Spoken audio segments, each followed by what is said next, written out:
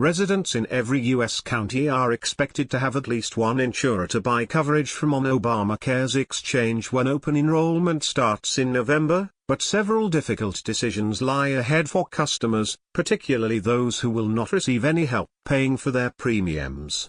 Those customers are facing significantly higher costs for their policies, and those whose current insurer isn't providing coverage for 2018, whether subsidized or not, likely will have to change doctors and hospitals to make sure they aren't slammed with high out-of-pocket medical expenses. Solutions to those troubles will be explored by Congress when lawmakers return to the Capitol in September. But already federal data show that 2.7 million of those who will buy coverage on the exchange are facing the prospect of being able to select a plan from only one insurer for next year. Many of the insurers that filled empty counties, meaning those where insurers initially said they wouldn't sell plans, significantly increased premiums from what customers are paying this year. Insurers have requested double-digit increases in some states, though the rates still need to be approved by insurance commissioners. The situation could change quickly. A Congressional Budget Office analysis projected that rates would be roughly 20% higher if insurers don't receive cost-sharing reduction payments, funds that the Trump administration has not said it would continue and which are mired in both a political and legal battle. Insurers alternatively could decide not to sell plans in certain counties, causing more people to face the prospect of having only one company to choose coverage from, or none at all. Nearly half of counties across the nation only have one health insurance option which, by definition, is not a choice, said Matt Lloyd, spokesman for the Department of Health and Human Services. Under Obamacare, Americans were promised access to a wide variety of high-quality, affordable coverage options.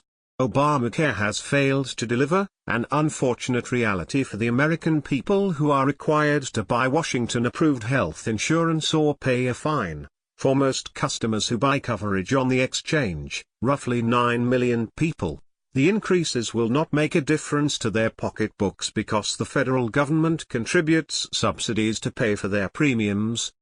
That keeps costs relatively consistent year to year. For as many as 9 million more people, however, premium increases are set to have a deep financial impact.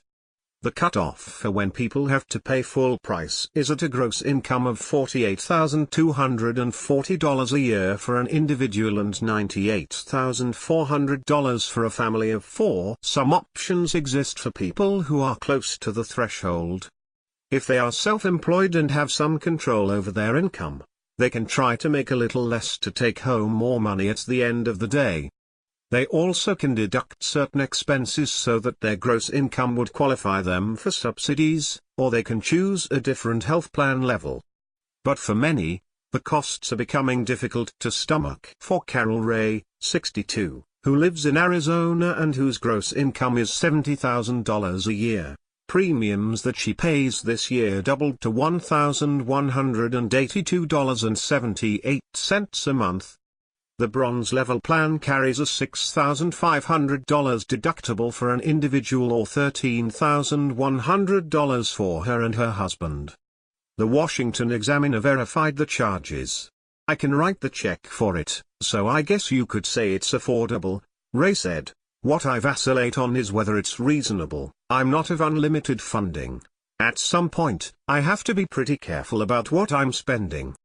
Her travel plans to see her son, who is a military service member in Germany, for instance, is in a precarious position, she said. She would like to see Congress fix the healthcare law and even consider a single-payer system. "I'm a middle-class American," she said. "Am I willing to pay more to help those who need insurance who don't have access at all? Yes. It just doesn't feel very even to those of us footing the bill outright." The Senate Health, Education, Labor, and Pensions Committee is meeting in September to try to come up with solutions to high premiums and may decide to appropriate the cost-sharing subsidies. It's not clear what other moves they will make, but Committee Chairman Lamar Alexander said in a recent statement that he is concerned about how higher premiums will affect certain enrollees. 18 million Americans, including 350,000 Tennesseans, songwriters, farmers, and the self-employed, do not get their health insurance from the government or on the job, which means they must buy insurance in the individual market, he said. My goal by the end of September is to give them peace of mind that they will be able to buy insurance at a reasonable price for the year 2018. Final contracts are due September 27, and a senior Senate Democratic aide said having a bipartisan solution by mid-September was reasonable. Though the changes Congress makes may not drastically alter many of the insurance rates given the short timeline, it could keep the landscape from getting worse. Insurers who had filed but had one foot out the door might stay in, said Cynthia Cox, Associate Director for the Program for the Study of Health Reform and Private Insurance at the Kaiser Family Foundation. It's probably too late for insurers who have already said they will exit because they would have to go through the rate review. Insurers have been wary about selling Obamacare exchanges plans because they have lost hundreds of millions of dollars after a sicker population signed up for coverage than they had anticipated. As the Trump administration continues to be vague about whether it will enforce the individual mandate and whether it will pay insurer subsidies, many cited the uncertainty as another reason for dropping out. Those who stayed, or entered more counties, tended to have not only higher rate requests but also a narrower network of health care providers. Adam M., 34, has had to change health insurance providers each year since Obamacare started. He is self-employed and works in e-commerce in Texas, and pays $510 a month for coverage for him and his daughter. He and his wife make about $100,000 a year, and she has coverage through her employer, which does not offer spousal coverage. His premiums could increase next year by as much as 26.4%, according to reports. I make too much money to qualify for a subsidy, which I'm fine with in the grand scheme of things, said Adam, who requested to withhold his last name for privacy reasons. Still, he hopes he will be able to keep the same doctor next year for his daughter, who is turning 3. He had to buy a separate plan for her this year so that she could stay with the same physician she has had since birth, whose offices are near their home. For healthy people who see doctors only occasionally, narrower networks with different providers don't matter as much and can help keep premiums down from what they would be with a broader network. But to patients with serious conditions that need regular care, the change from a team of medical providers they trust can cause significant disruption. They may have to switch plans, and that can often mean switching doctors and hospitals, Cox said. And if you're in the middle of treatment, that can be a hardship.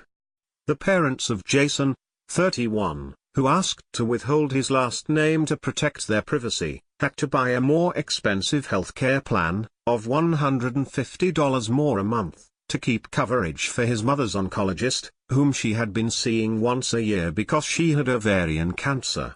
Monthly premiums cost $1,173.20, with a $12,000 deductible for the family. Filings show that Blue Cross Blue Shield, the plan they are now on, has requested rate increases of 26.9% with cost-sharing subsidies and 31.7% without them.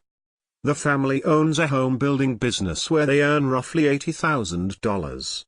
They are very frustrated about the cost. It's almost 1.5 times what it was before the Affordable Care Act, when they had one more person on their plan than they do now, said Jason, using the formal name for Obamacare.